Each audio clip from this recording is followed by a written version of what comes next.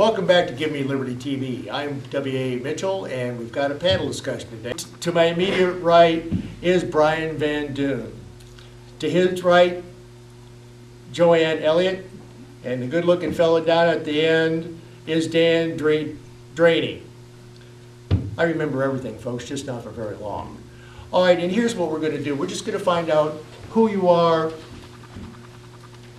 Do you like this message? Do you have a message of your own? And let's just start off, excuse me, with Bryan. I mean, why are you sitting here today? Well, I'm a Nebraskan by choice. I was born in the East and grew up in the state of Connecticut. Connecticut, at the time that I was there, had a fairly balanced political system. My father was actually a Republican town councilman. And I'm reminded of the fact that in the early days of New England, they didn't have representative government. They actually had town meetings where every citizen of the town came together weekly or monthly to vote on the business of that society and making sure that things were accomplished. I think we've gotten to the point where we've relied too much on those 545 people who took an oath that they don't keep. And I'll say outright that they do not keep their oath because they're doing things behind closed doors that you and I do not have access to, that I'd like to see us have access to. My own background is in higher education administration and teaching political science. And I'm reminded of a statement by Alexis de Tocqueville in the early 1800s where he said, "There are many men of principle in both parties in America, but there is no party of principle." I'd like to update to say that there are a few men and women of principle in both parties in America, of representative members of those parties, but there is no party of principle. The thing that we're seeing today and why I'm involved with the Tea Party movement is that both parties have sold us down the river. Both parties do not keep their pledge and their oath. Both parties are doing things that they should not be doing according to the Constitution, and I feel that we need to get back to the root of all of us getting involved with our government, whether it's the city government or the state government or the federal government, and give our input and make decisions on a daily basis. You've heard the saying that all politics are local. Well, in fact, they're only local when we get involved, and that's why I've become involved. Outstanding, Bryan. Leslie, you're on. I'm Joanne. It's okay. Oh, I do that all the time, folks. Of course, you knew that from the Napolitano interview. Go ahead. I am Joanne Elliott, and I am here in Nebraska by choice. I grew up in Nebraska. I love Nebraska. I went to Kansas to live for a while and desperately missed it and wanted to come back. Now that I'm back, I am concerned about what's happening in government at all levels, and got involved in the Tea Party movement. And I'm just kind of a regular person trying to meet other regular people. And because of the Tea Party movement, a group of us have started an educational group. We got tired of throwing our shoes at the TV and screaming until we were hoarse, and now we meet monthly to get educated about what our Constitution says and what the government role is and what our role is. And so we're just kind of working our way through it. Joanne, all right, you said you started a little organization. What's the name of this organization?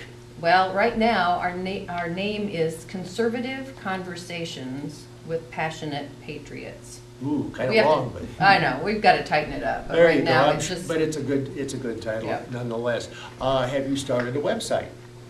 not at this time. Okay, it's coming. We're working on it. It's coming. All right, Dan. All right, I'm going to throw a little disclaimer out here for the folks out there. Dan is part of Give Me Liberty TV, and he graciously agreed to come on camera with us to round out this roundtable. So, Dan, you're on. Okay, thanks, Bill.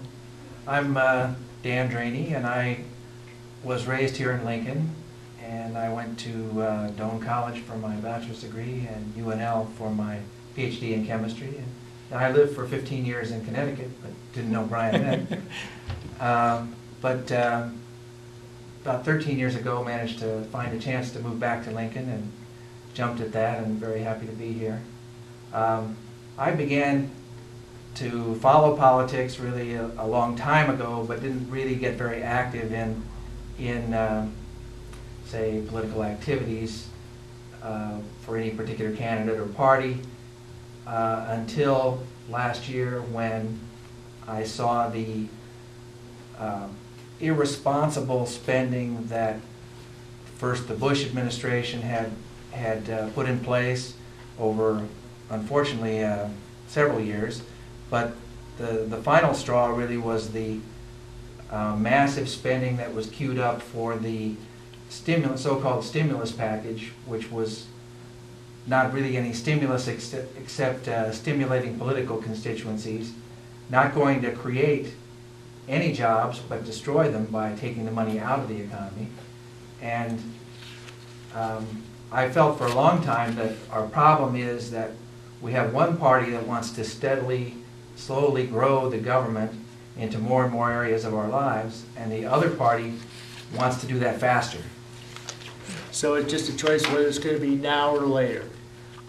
Brian, have you been active in politics all your life, or is this an awakening for you? Well, it's a little bit of both. I was a political science graduate because, as I mentioned, my father's background was in a little bit of local politics, and I enjoyed that academically.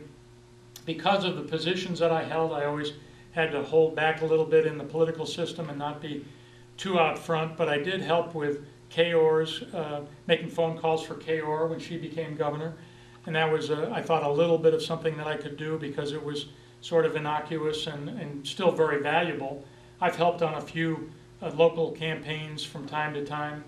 But basically, I've gotten to the point where I'm just really fed up by spending my whole life letting other people do the things that I should have been doing in terms of educating myself and participating in government.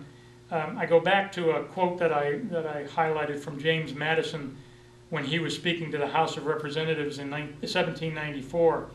He said, "The government of the United States is a definite government confined to specific objects. It is not like the state governments whose powers are more general. Charity is no part of the legislative duty of the government."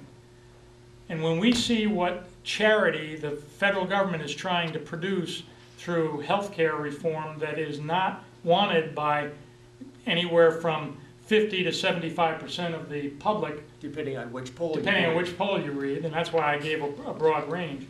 But the federal government is trying to shove something down our throats that I can no longer stomach. I mean, I'm starting to speak out and doing what I can, and like Joanne, I'm concerned for my children and my grandchildren because right now we're robbing their future.